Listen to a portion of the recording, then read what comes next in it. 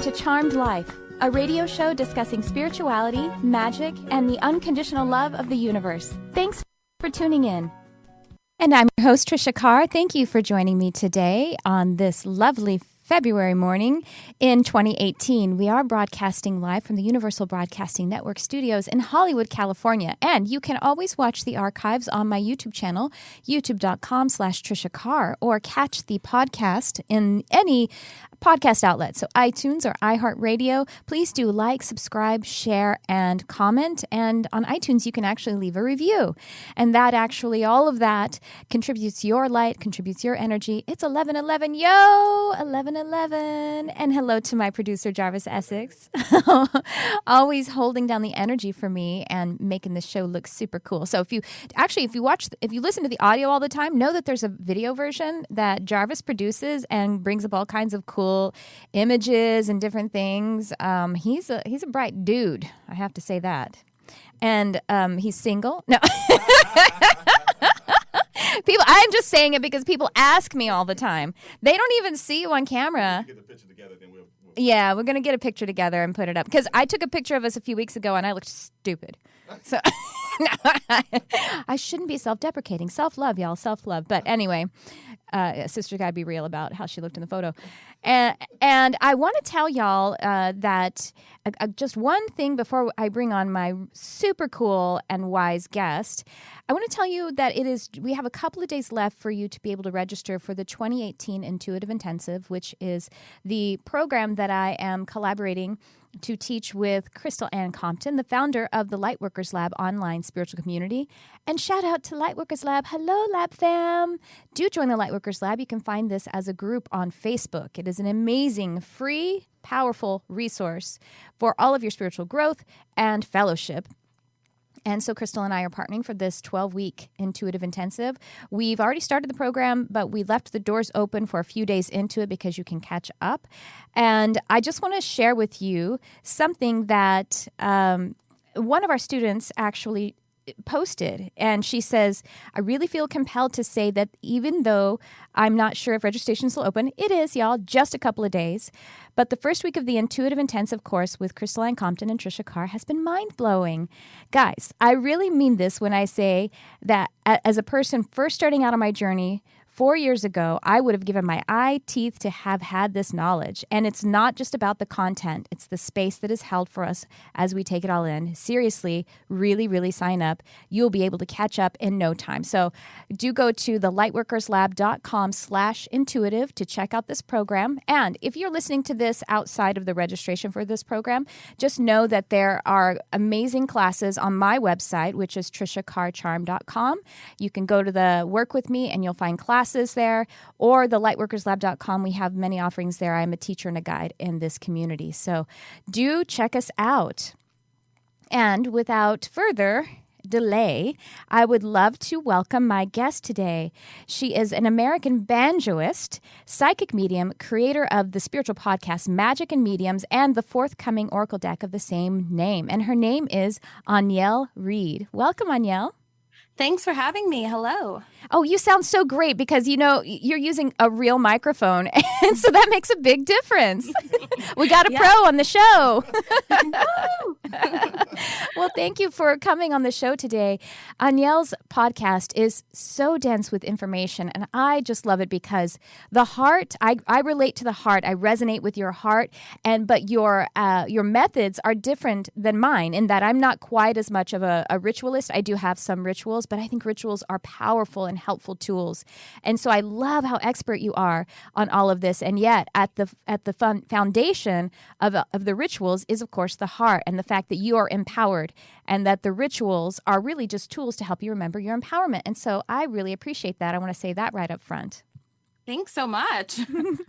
And so we have you on because I wanted to talk about all of that, the magic, the divination, the psychic skills, you're just giving your audience so much of that information in every single podcast episode. And by the way, I would like to say Anielle is a really great psychic medium. And so we are taking calls if you would like to call in with advice on, a spiritual question, or for us to take an intuitive look into something, or if you have a question about some kind of magic or spell or anything that we talk about, because again, we have this incredible expert of all of these types of applications.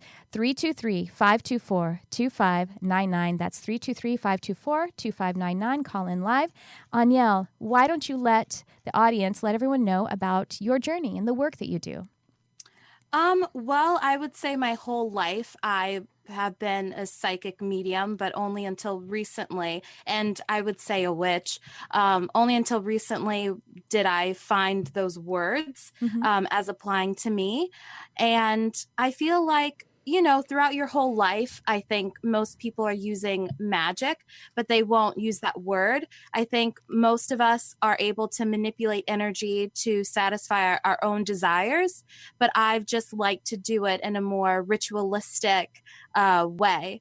And recently, I probably for the past 3 years, I kind of came out of the broom closet and just started, sharing what I have been doing in my own life. And through that sharing, I've met a lot of really cool people, and my own, I would say my own powers have even opened up more when I began to share it and use it to help others in their lives. Oh, yeah, absolutely. When we teach, we learn. That's why I love teaching so much. I'm selfish. I want to learn more. And people ask me a question, and I just kind of say, sometimes you just go like, I don't know, and you just wait. It's just like any other creative process. It really is. And actually, you were talking about that, the creative process being the same as intuitive and, psychic work with a previous guest, a recent guest on your show. If you would like to, I don't remember your guest name, but you could give that person a call out if you like. Hey, Shaheen Miro. He's the creator of the deck, the Lunar Nomad Oracle, that's out now. And thanks for listening to the podcast. We did just talk about that. Yes. Well, that is something that's why I call myself a healing artist, because it's interesting when I was listening to you. I'm sorry, what is his name again? Shaheen Miro. Shaheen. When you and Shaheen were talking about that, and it's so funny, even though I identify as an artist, as an intuitive artist, basically, and when it dawned on me when I was listening to you guys talk about it, that of course it's the same thing. It's creative. And so it's creator work, and creator, it's kind of like, that art is somehow, we don't think that art is spiritual, or that intuitive work or psychic work is creative. It's all exactly the same bag, because we're just working with the creator energy. Yes. Our God essence, or with God, however you look at that. Yeah. Well, you said you're a witch. Now, are you Wiccan, or is this like the non-traditional, what do you call that when you identify as a witch, sort of like, but it's not necessarily the religion of Wiccan? Some people. Exactly. Yeah. I just read something that capital W means like the religious Wiccan, and then without the capital is just like the practice. Right. So I am just a practicing pagan. I mean, I incorporate everything. So I work with Jesus, ascended masters, mermaids, fairies. It's very eclectic. So I like to say witch, because I think people just associate that with rituals, candles, magic, energy, Reiki. All of that is what I am doing. But I don't adhere to any sort of rules that I find a Wicca does have a set of rules. Yeah, and actually the Wiccan religion is actually not that old. I think it's only from like the 50s. Yeah. And I definitely resonate with that too. I kind of use the word witch as a joke because to poke fun of it, because, even before the Wiccan religion, and they were burning witches and all this kind of stuff, the church was doing that. And so when my husband kind of teases me, calls me a witch when he sees something really psychic happen, when I do something really psychic, and he's like, oh, "You're a witch." or when I do some kind of healing for him, like, you know, he had a cold, and I was like applying. I was administering to him with essential oils and energy work and stuff. And he's like, "Oh, I love when you witch it up." So I take it as a compliment. Yeah. And so tell us a little bit about some of your, I just love I don't even know where to begin to ask you, some of the divination modalities that you utilize, and how did you discover these? Do you do a lot of these just from your own soul remembrance, or do you learn from others? Talk about that if you don't mind. I mainly use cards, tarot cards, oracle cards for divination. And that's actually, I would say, for anybody who wants to get into the practice of learning more about the past, present, and future, that cards are a great way to start. And then after use of cards, you get comfortable with your own psychic abilities, and you find that cards aren't something that you need. And then you can just kind of access that realm without cards as a tool. So I started with cards at a very young age. I was always drawn to it. My soul was just drawn to it. It's something, you know, you resonate with, you pick it up. There's really no reason why. You just do it. And I've been at cards for a very long time, and I still use cards as my primary source. I don't use runes. I don't read coffee grounds. I do sometimes, if I'm with someone, I will read via smudging, which is just using a feather and getting like Palo Santo smoke or sage smoke, and I could read the energy through that and get sort of like visions from just doing that too. But I would say cards are my primary source of divination. And I got into it because, you know, it's just on a soul level. I think the first time I saw it, I was like, that's mine, you know? Yeah. That's great. I agree with you. And I still use cards as well. It's what's interesting is I don't use cards in my 101 readings. I just don't. I don't know. I just never have. I use them personally, and I think that they're wonderful tools for the self and with others as well, like to do professional readings. I don't think that there's anything lesser to using cards in professional readings. And actually, when I use cards also when I'm doing like Facebook Live readings, because we just take the question off of the stream and it's a mini reading, so you can kind of enhance it with the card. But I usually do the reading first, and then I pull the card, and then the card basically is evidence to it, always stands witness and is somehow saying exactly what I just said. I'm like, y'all, I swear I didn't pick it in advance. So it's a beautiful tool. I also use it for divination. The only thing, it's kind of a little self, I guess, created as something that I just do on my own. At the end of my meditation, sometimes I will just ask for a number, and it might be a 2 or 3 digit number, and then I look it up on that site that everyone knows, Angel Numbers by Joanne, right? What's her name? Joanna Walmsley. And it's, you know, it's just something, it's a message for me that it's so perfect to raise my energy that day and help me to focus in some area. So that's a kind of divination. You can make up your own types of divination, right? Exactly. I mean, it's so personal because these are symbols that spirit knows connects with you, and you understand them on a certain level. So I think for everybody, you need to allow these symbols to speak to you in your own way. You don't have to, you know, because somebody says a hat is bad luck and you feel that a hat is good luck, ignore what somebody else is saying, you know? Absolutely. Just listen to yourself. And there's symbols everywhere. You can take divination out of anything. Right. You know, talking about symbols and signs, you know, a lot of people see feathers as a synchronistic sign to that your angel is there. And when I heard about that the first time, when I had just been open up to my metaphysical understanding in that way, and people, you know, feathers are a sign and everything, I actually told my spirit, I actually turned down that. I was like, hey, just so y'all know, that's not going to be a sign for me, just because I have birds, and so there are feathers everywhere. So it's never going to be something that stands out. And incidentally, it's never been a sign for me outside of my home either. It's not something that shows up. And so it all goes to the fact, again, that sovereignty, that you can't really hear anything from the outside. You only ever hear it from the inside. Someone else holds space for you, or the tools actually help to connect you to your belief in something. Exactly. Talk about spells though, because you are, I think you're an expert in spells. I hear you talk about those all the time, and I think that's beautiful. Thanks. Spells are pretty much just a ritualistic way, a methodical way to achieve what you want.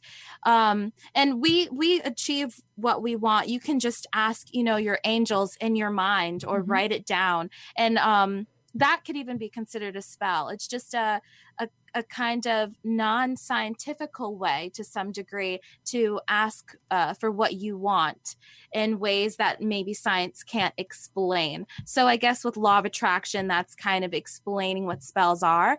But it really is, you can light a candle, you can write a petition down on just some brown paper, you can take a picture of what you want and put it as a vision board, you can bury something that you want into the ground so that it can grow for you, you can make a wish on a birthday cake. These are all spells. Yeah. Really. Oh, yeah, I love that.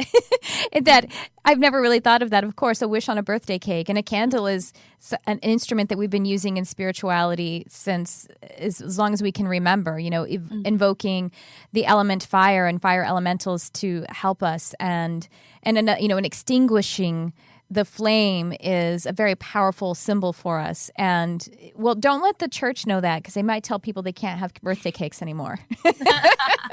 Exactly. Jehovah's Witnesses know about this. That's right. That's why they forbade birthdays. We love all, and we're not judging any religion. We're just saying, that's all. Y'all know it. By the way, I want to just remind everyone again, 323-524-2599. And so you are a medium as well, Anielle. And how long have you been practicing as a medium? Consciously, I should say, because probably your whole life, right? Consciously, and for others, a year, I would say. Wonderful. Probably more, but to the point where I could actually accept money for it would be around a year. That's wonderful. And it's such a beautiful experience for myself as giving the messages. And I love how you just get to experience and witness all these different energies. And you learn so much about yourself by allowing yourself to be a medium. Yeah. And so you, now I imagine, I haven't heard you say on your podcast, and I haven't asked you before, that you are of the belief that pretty much anyone is a medium or can be a medium. Is that, and maybe some people are more talented than others, but it's a skill you can develop. What do you think about that? Because some people are like natural born medium, and other people are like, no, you can't, you have to learn it, or you don't learn it, or something like that. What is your opinion in that?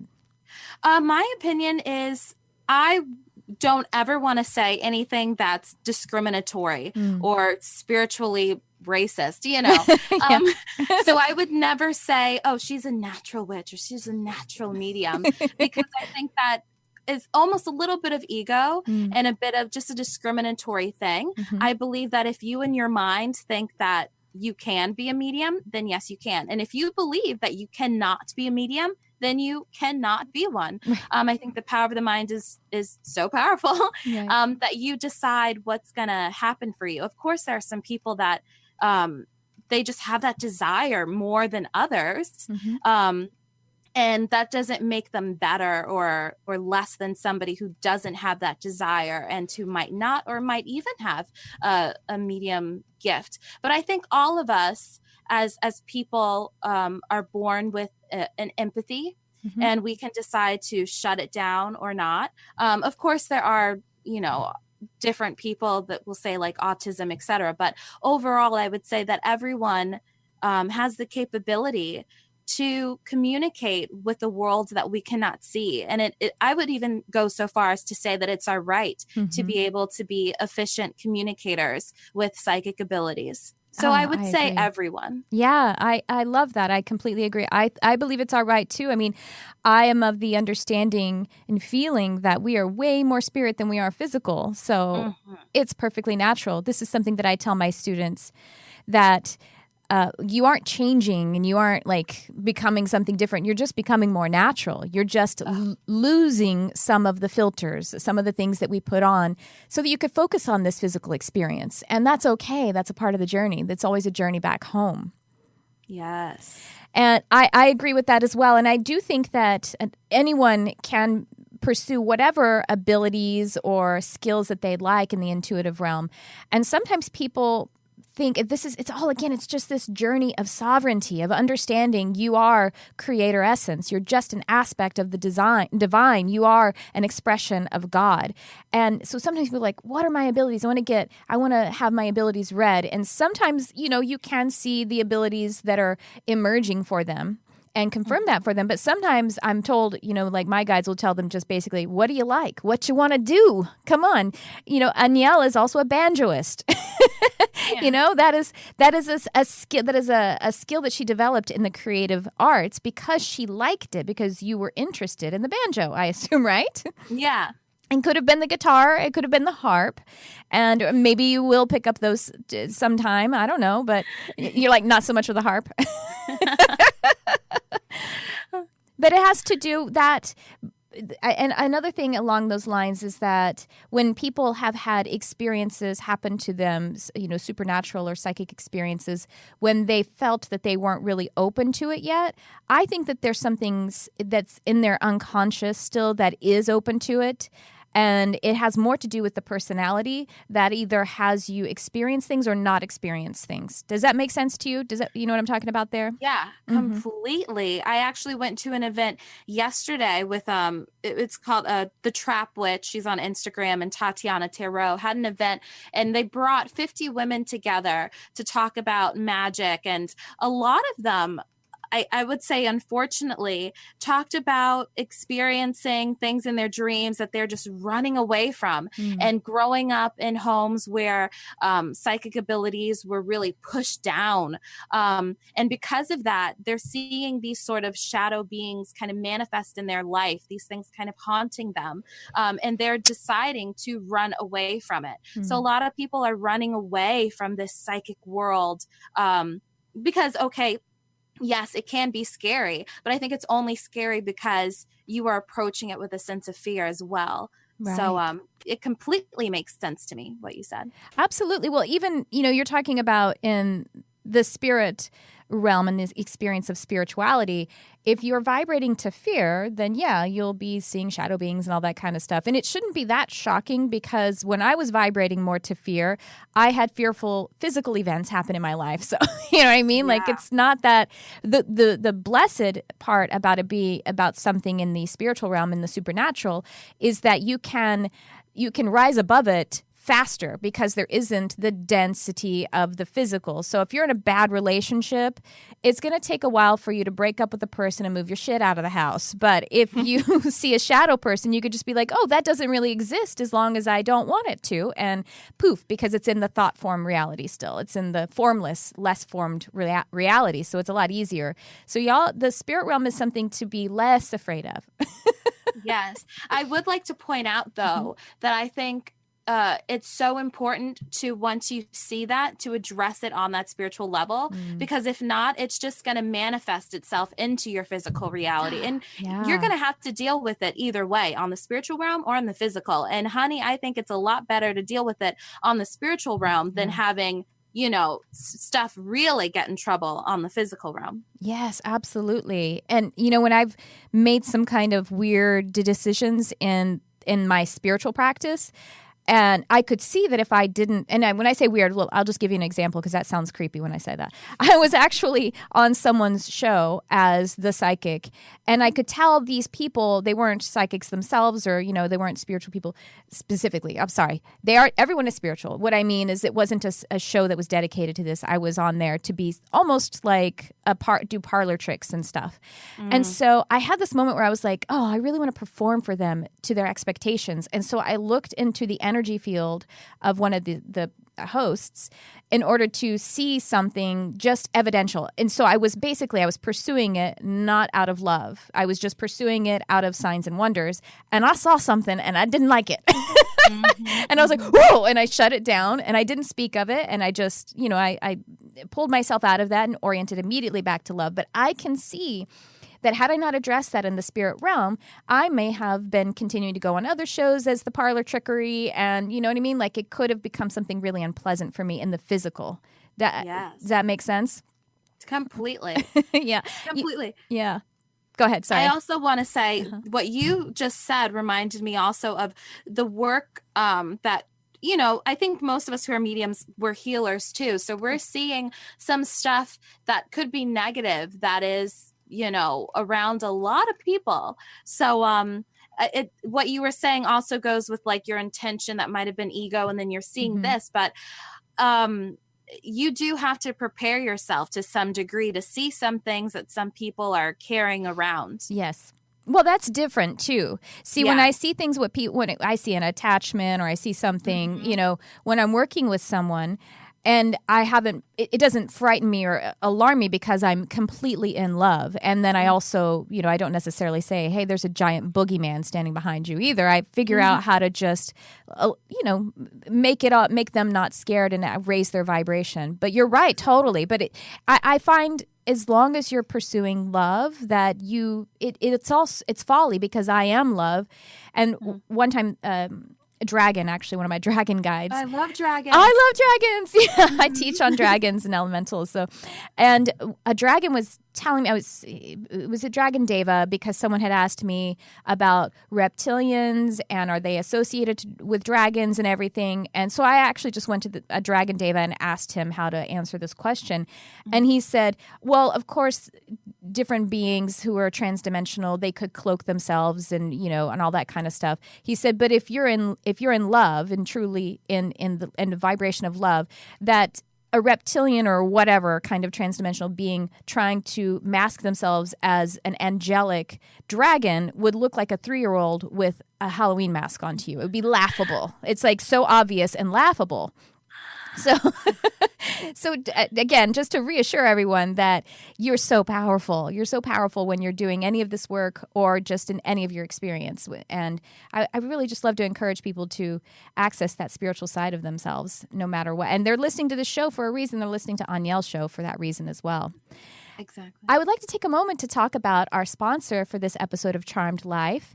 Now, you all know that this show, that Charmed Life, is all about unconditional love. That's why I have Anielle on today, because we're about magic and unconditional love. Well, our sponsor today, Zola Registry, is too, all about love. Zola is a wedding company that will do anything for love, and it's so much more, really, than just a wedding registry. They have so many fun and easy-to-use features, but what's amazing about it is it's completely free. Zola Registry has all of your favorite department stores, plus different things like the honeymoon fund, fitness classes, wine subscriptions, and so much more. They have really amazing, friendly customer service team that will go above and beyond, helping you to pick out like that perfect blender or mixer, or even like walking a grandmother through how to, navigate a couple's registry and the whole technological side of that. I think that's really sweet. You can personalize your registry with photos and notes and all the different things, the reasons you may be coveting certain gifts. The group gifting feature, I think, is really cool because it lets multiple guests contribute to big ticket item gifts. And that was something I was super shy about putting on my registry when I was getting married, because I was like, no, that's expensive. But group gifting makes you more confident about that and allows the couple to be able to go for pricier items. Zola has a free suite of wedding planning tools like free wedding websites, or if you have your wedding website yourself already, you can easily integrate Zola into your personal website. So to sign up with Zola and receive a $50 credit toward your registry, go to zola.com/charmed, like my show. That's Zola, ZOLA.com/charmed. And we're back with Anielle Reid. So now, I have heard you mention runes. Is runes something you use, or you said mostly you just use cards? Yeah, I mostly use cards, but I am aware that runes are used. I actually don't even own pair of runes. Oh, okay. Well, Yeah. then let's talk about cards. Now, you are of the mind that we are very empowered. And so how do you feel? Some people say, oh, you really need to learn the tarot system before you start using it. What is your opinion on being, using oracle versus tarot, or how educated you have to be in order to be using them? I think use whatever resonates with you. I have tarot and I have a bunch of oracle decks. And each deck is allowing you to access different parts of yourself. So, especially with oracle decks, there's mermaid, dragon, fairy, all sorts of anything you can think of with oracle decks. And they are really portals to these worlds. So, if you are interested in having a deeper connection with angels, get yourself some angel oracle decks or an angel tarot deck. And the tarot really, it represents more than just, accessing the spirit world. The tarot incorporates numerology. It incorporates the Kabbalah system. It has so many different symbols that come from very ancient spiritual practices. So if you want to kind of incorporate that too, all these hidden symbols and extra energies, then I would say you really should just pick up a light book on learning the tarot. You don't need to, treat this as you're getting your PhD, but just, scroll through it. And really, this is just a tool to your intuition. So don't feel like I can't do it until I finish this $300 book and watch 80 videos on YouTube on the tarot. This is allowing you to just have fun and learn your own intuitive style. I know with the cards, sometimes they speak to me, or sometimes I just look at it and then something will pop out to me. So the cards themselves are just I would say that it's really just you. So whatever you want to do, don't feel ashamed about it and just do it. And also, if there's a deck, I would like to say that if there's a deck that makes you feel a little icky or fearful, stop using it. You don't need to use a deck because everybody on Instagram is trending, with this particular deck. Get a deck that really resonates with you. That's great. Yes. Great advice. Thank you for that. And I believe we have a call. Yes, Jarvis? Well, let's take a call, if you don't mind. All right. Hello. You're on the air. Who's this? Almost. Not quite there. Hello, Jarvis. I forgot to ask the Specialty Angels of Technology to make sure that the phone calls are coming in. It's not working right now? Okay, great. Well, back to the tarot. That's wonderful. And also what I love about tarot is that it's based on the elements as well. And, I'm a Gaia girl. And I love, and, as a witch and a pagan yourself, then, of course, the elements are a big part of your practice. And I imagine something that calls to your heart really profoundly. Yeah, I actually have a tattoo of Gaia, the Captain Planet version, on my arm. So I'm really, there's just so much involved with the cards. So like you said, the elements, they have the 4 suits. So there's water, earth, fire. So the cups represent water and emotions.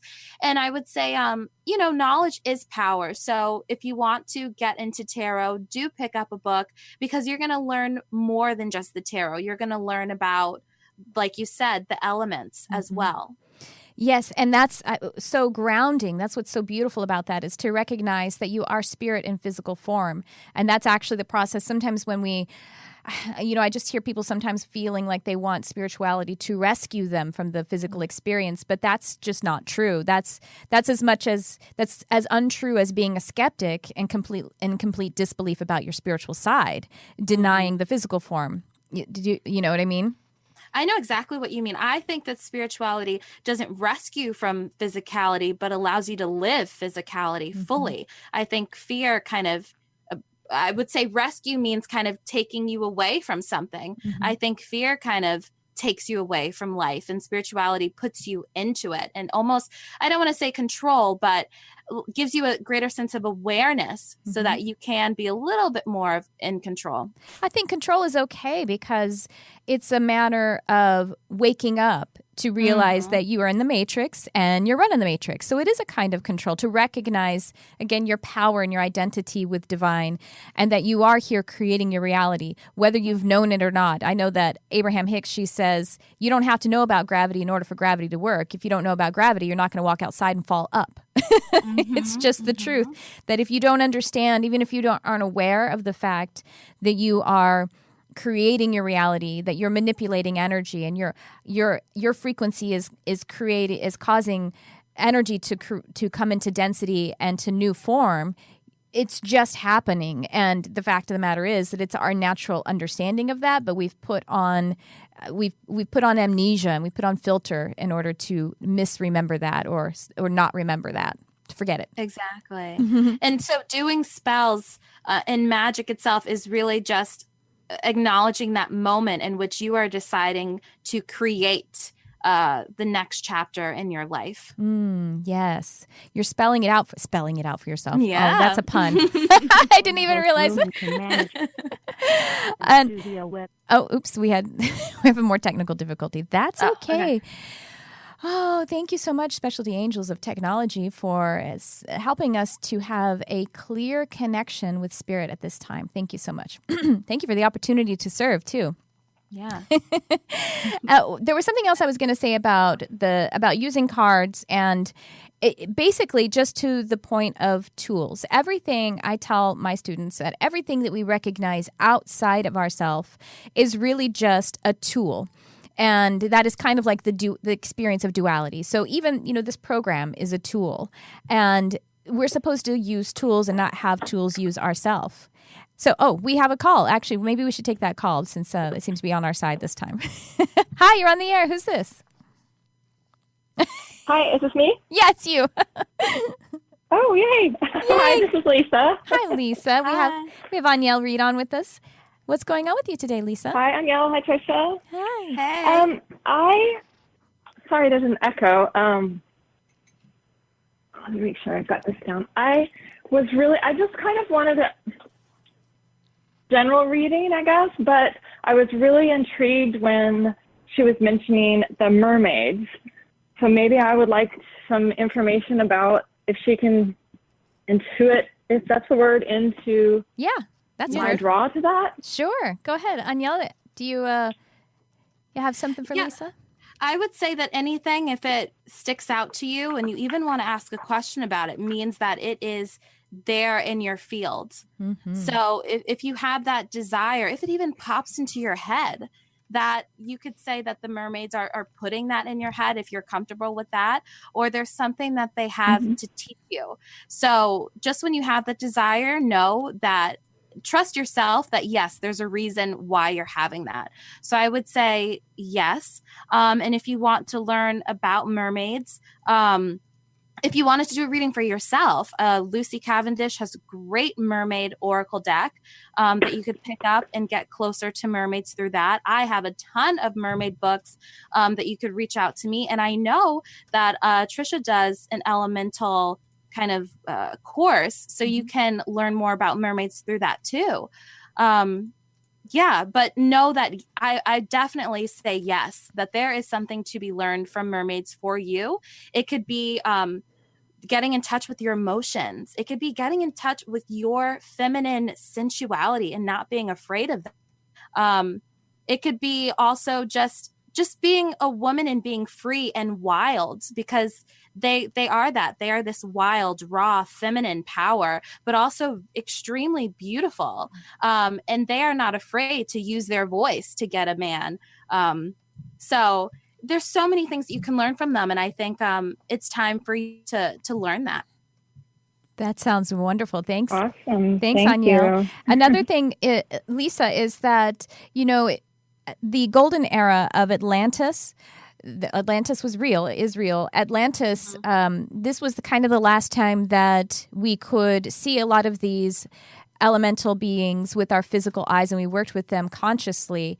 And mermaids were very much a part of the Atlantean era, and as were a lot of other animals that we don't see anymore. For example, like dolphins and whales are actually ascended animals. They had the opportunity to ascend, but they chose to stay here physical. But the versions of them that we see now they literally pale in comparison. Like physically, they pale. They were much more colorful. They were bioluminescent, and they had a lot of it was like light burst off of them. Their auric field was really present with them, and so they were not just these gray animals.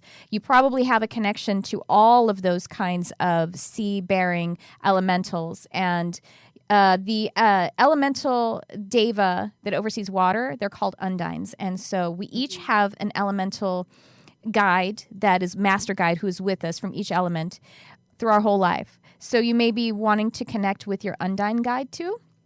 I see something about 3 years. Lisa, is the last 3 years you've been like more open? Did you have some kind of awakening 3 years ago, or there's something about 3 years that's been very significant for you? 3 years ago? Or like the 3 years is what I'm hearing, like the last 3 years or 3 years, something significant has been happening. I think if you're not aware of it, then that just means that you have been regridding and you've been working up to something really powerful. This Atlantis thing is no joke. You were very likely a master of that time. I think you have some strong connection to animals. I have a cat in your field as well. It seems like a light-colored cat, someone that was with you before. It's a spirit animal, spirit guide. And then I'm also seeing connecting the sacral chakra to the heart for partnership, bringing up the emotional energy to the higher heart so that it isn't just emotional, but it is the unconditional feeling, healing kind of feeling from the heart, and rather than just being in the lower emotional kind of state of it. Does that make sense to you? Yeah, completely. All of it makes a lot of sense. Good. Well, thank you so much for calling. And go just follow that divine curiosity. Be excited about finding out what mermaids are and what are these spiritual beings and how am I connected to them. It really opens up a lot of doors. I also wanted to say one thing Awesome. that I Thank completely forgot. Hello? Yeah, go ahead. Oh, so for her, I completely forgot that I do have 2 meditations out from Anielle Reid Tarot on YouTube, which is to find your mermaid guide and letting go of fear with your mermaids. Oh, so. Amazing. I know. Oh, awesome. Thank you. Everyone should hear that. Is it youtube.com/Anielle Reid? Is that how they find your channel? Anielle Reid Tarot, and I have 2 mermaid meditations out. Oh, that's wonderful. How exciting. I'm going to go do those. That sounds great. Thank you for calling, too. Lisa. Thank you both so much. Have a great day. Bye. You too. Bye-bye. All right. Well, let's do, before we start to wrap up, Anielle, tell everyone how they could get in touch with you. And I know you have an Oracle deck that is forthcoming, right? So let's hear about that stuff. So I do have a podcast that you mentioned, which is Magick and Mediums. Magick is spelled with a K, and it has its own website. I do readings through that. I'm very active on Instagram, which is Magick and Mediums. And I do have an Oracle deck that I'm going to be releasing the Kickstarter for, which is Magick and Mediums Oracle deck. And it's a 44-card Oracle deck that just allows you to find the magic within and introduces you to different rituals from all different paths with a kind of non-denominational slant, no judgment approach. So all of that is accessible from my site, magickandmediums.com. And if you want to hear more about me as a musician, it's aniellereid.com. And I'm very approachable. So you can DM me or email me at magickandmediums@gmail.com as well. Great. Thank you so much. And so tell us about the Oracle. So you said it's 44 cards. And what kind of, do you want to share what kind of images or topics that you, Oh, good. You have them. Oh, good. That's wonderful. They're all, I share the images on Instagram, on my website. It has its own page, Magick and Mediums Oracle, from my website. It's fantastical art. It has this raw feminine energy, but when I say raw feminine energy, I like to use that word raw because I want people to know that as feminine energy also has its bits of masculine, At the tone. So it's a bit goth, but also just beautiful at the same time, which I wasn't finding in a lot of decks. I think a lot of decks are very biased energy wise, and sometimes a bit unbalanced. Because, if you get an oracle deck, you want to meet just mermaids, but this deck, oracle deck, allows you to, it has mermaids, it has fairies, it talks about ancestor work, it talks about kind of the demons within yourself, and outside of yourself. So many different things. It approaches hoodoo. It approaches angel magic. Anything, any sort of magical pathway you can think of. Left hand, right hand. It talks about those different things. How you can learn from those things. How they could be blocking you from really taking your power for yourself, and more. I love that. I agree with that. I like that raw feminine energy. Like you said, I do have an elemental class that I teach, and that's one of the things that the elementals have told me, because people say, how do I approach the elemental guides or the fairies? And because they can be known to have, an edge, or that they can be mischievous and all that kind of thing. And first of all, hello, law of attraction. I'm not saying that there aren't any fairies or elementals that can be mischievous, but guess what? People, what must they think of us? Yeah. So I'm not worried about that. I just want to be friends with the ones I want to be friends with, and my energy will align. So that's thing one. But the thing two is, they are the elemental beings and nature spirits.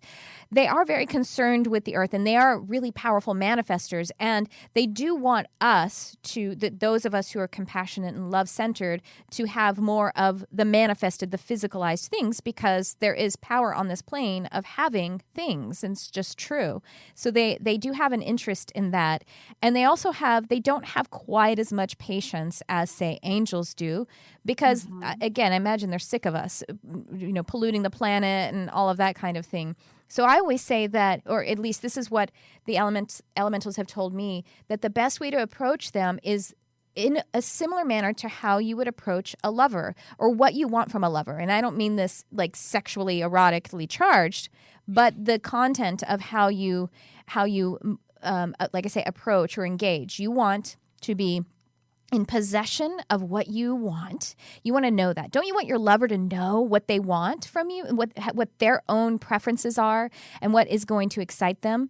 And you also want your lover to be very curious about you. So it's both. It's this powerful knowing and ownership of your desires, and this curiosity about what the other wants as well. And that, to me, it vibrates to when you say raw feminine power, raw feminine energy.